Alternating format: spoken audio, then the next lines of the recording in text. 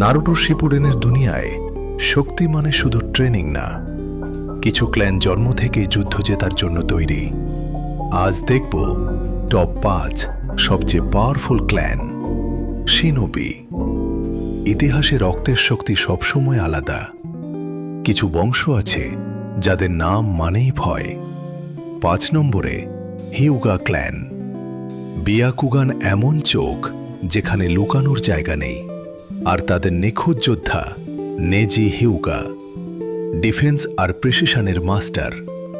4 নম্বরে সেনজু ক্ল্যান। জীবন শক্তির প্রতীক।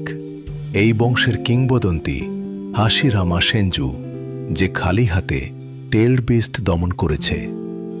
3 নম্বরে উজুমাকি ক্ল্যান।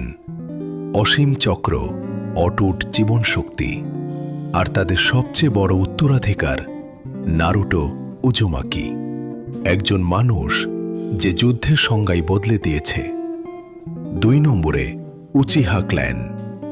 ঘৃণা থেকে জন্ম নেয় শক্তি। শারিঙ্গান থেকে রিনেগান, চোখেই তাদের অস্ত্র, আর তাদের শিখর মাদারা উচিহা। একাই যুদ্ধ মানে ধ্বংস। 1 নম্বরে ওৎসুতসুকি ক্ল্যান। মানুষ না, দেবতা, চক্রের আসল উৎস। এই বংশ মানেই অস্তিত্বের পরের লেভেল। তোমার মতে সবচেয়ে পাওয়ারফুল ক্ল্যান কোনটা? কমেন্টে বলে যাও।